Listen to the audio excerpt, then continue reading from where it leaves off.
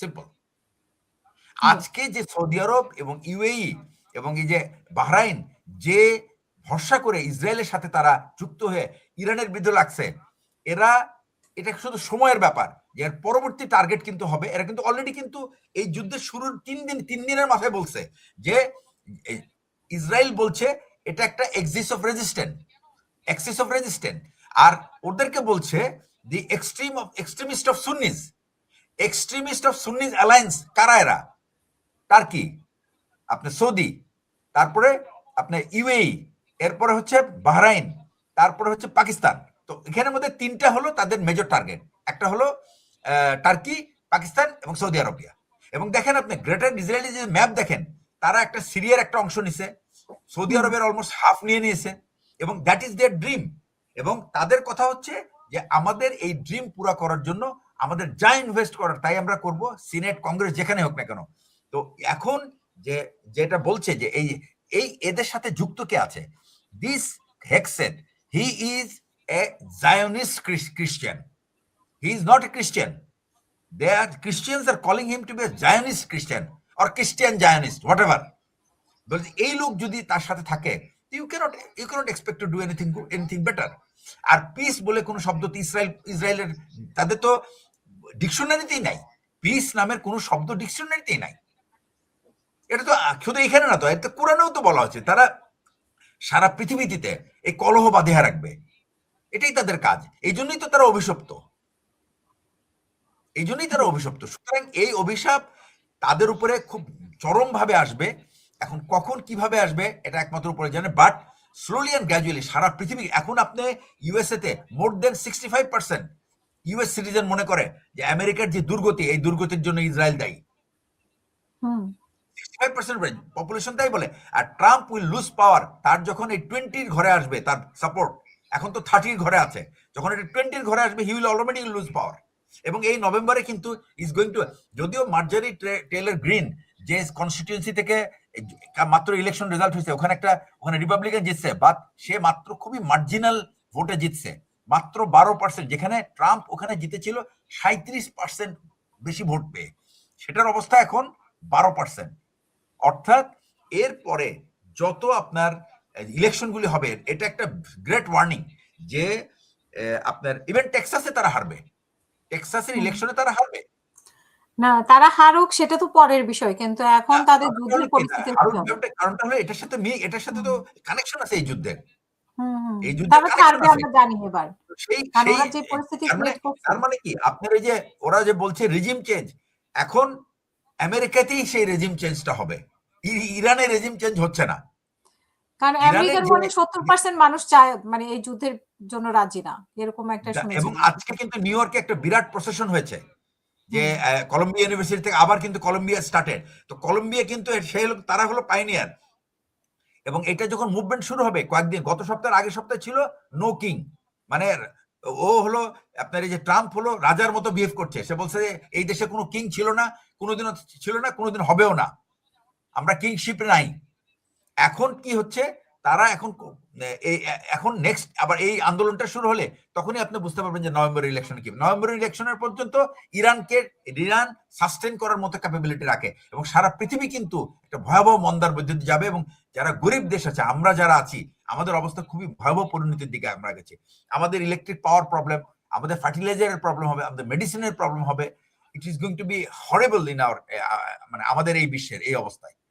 তো এটা যত দ্রুত সলভ হবে তত এটা বেটার। তো এই জন্যই কিন্তু সারা বিশ্বের এখন একটাই কাজ, সেটা হলো ইসরায়েলকে নিয়ন্ত্রণ করা। ইসরায়েলকে নিয়ন্ত্রণ করলে সারা বিশ্বে কিছুটা শান্তির সুবাতাস বইতে পারে। ইসরায়েল নিয়ন্ত্রণ না হওয়া পর্যন্ত আমার কেন জানি মনে হচ্ছে যে Israel is actually heading for a distraction.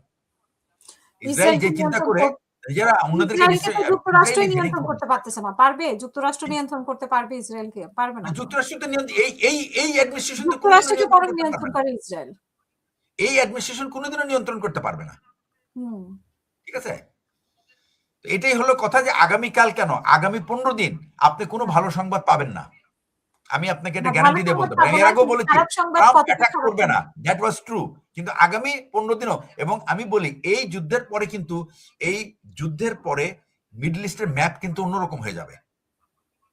এবং এখানে কিন্তু ক্ষমতার যে ব্যালেন্স, এটা ব্যালেন্স অফ পাওয়ার কিন্তু একটা অন্যরকম ইকুয়েশন চলে আসবে, যেখানে ইউএস এর ইনফ্লুয়েন্স উইল বি, এটা অনেক কমে যাবে এবং মেবি একটা পর্যায়ে হয়তো বা এটা থাকা খুব ডিফিকাল্ট হবে যদি ইসরায়েলকে কন্ট্রোল না করতে পারে।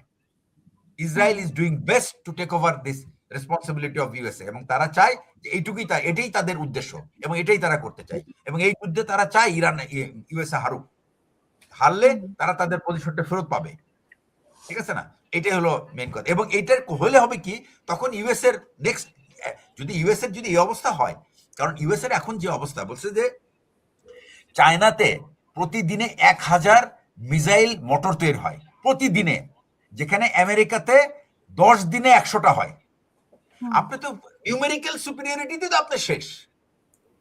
তা আপনি কিভাবে আপনি এই যুদ্ধের সাথে ফাইট, এই অপোনেন্টের সাথে ফাইট করবেন যারা প্রতিদিনে 1000 মিসাইলের মোটর তৈরি করে, আর আমেরিকাতে 100 মোটর তৈরি হয় 7-10 দিনে। মিসাইল চালানোর জন্য তো ইন্টারসেপ্টর তো কিভাবে চলবে, এটা মোটর লাগবে, তো ড্রাইভিং মোটর লাগবে, তো না হলে ফ্লাই করবে কিভাবে? তো যদি মোটর না, that is the problem with US, এবং এই জন্যই তারা বারবার পিছনে যাচ্ছে। ঠিক আছে না? আবার কিন্তু এখন ইসরায়েল কিন্তু নতুন জিনিস, তারা কিন্তু এখন ড্রোন ডিস্ট্রয় করা শুরু করেছে। তাদের কিন্তু এখন তারা এয়ার ডিফেন্স টেকনোলজিটা সামনে আনছে আস্তে আস্তে। এখন কিন্তু তাদের আর ওই এয়ারক্রাফট নিয়ে চিন্তিত না, এখন এয়ারক্রাফটের সংখ্যাও কিন্তু কমে গেছে। এখন তারা খুব এখন এই যে ভীতি, এই যে গত কয়েকটা দিনে যে একটা A10, তারপরে F-15, তারপরে C-130, দুটা হলো আপনার H-64, এগুলি যখন ধামাধাম পড়ে গেছে, তখন কিন্তু আমেরিকানরা খুব চিন্তিত। এটা একটা বিরাট এম্বারাসমেন্ট তাদের জন্য। তাদেরকে বলা হতো যে এই এয়ারফোর্স, এই যে ক্যাপাবিলিটি, এই মিলিটারি ক্যাপাবিলিটিকে ঠেকানোর কেউ নাই। কিন্তু ইরান কিন্তু সাস্টেন করে গেছে। ইরান দেখাই দিছে যে আমেরিকা অজেয় না, আমেরিকাকে জয় করানো যায়, আমেরিকাকে বাধ্য করা যায়। আজকে কিন্তু তারা বাধ্য হয়েছে সিআইএ কে পাঠাইতে পাকিস্তানে, যে ভাই তুমি একটা কিছু করো, এটা তোমার সুযোগ, দেখো তুমি এটা পারো কিনা। কিন্তু ইসরায়েল যেহেতু ক্ষিপ্ত, ইসরায়েলের আমেরিকার যারা মিডিয়েটর তারা নিজেরাও এটা কনভিন্স না, যার জন্য এইখানে কোনো ডিল হবে না। এটা শুধুমাত্র একটা সময় গেইনের ব্যাপার, হয়তোবা কিছু রাডার মাডার ঠিকঠাক করে যদি তারা আবার একটু দাঁড়ানোর চেষ্টা করা, আমার মনে হয় সেটাও আর সুযোগ পাবে না, কারণ অলরেডি তাদের দুইটা এয়ারক্রাফট ক্যারিয়ার পারে। আরেকটা ব্যাপার হলো কি, প্রথম কথা হচ্ছে যে আপনি চায়না থেকে ইরানে এই সমস্ত সাপোর্ট আসা is matter of few hours, আর আপনি ইউএসএ সাপোর্ট আসবে কোত্থেকে? 6000 মাইল দূর থেকে। ইটস ফার অ্যাওয়ে, এটা আস্তে আস্তে বহু সময় লাগবে। সুতরাং এই যুদ্ধে শুধু টাইমের কারণে, সাস্টেনেবিলিটির কারণে আমেরিকাকে বাধ্য হচ্ছে সে এখন তার এই পিস ডিল যে কোনো ভাবে হোক একটা সিজফায়ার তারা চায়, কিন্তু Israel is called as spoiler, এবং এরা এই সিজফায়ার হতে দিবে না। এখন আমি জানি না এটার শেষ কোথায়, দর্শকের প্রশ্ন নিতে পারেন।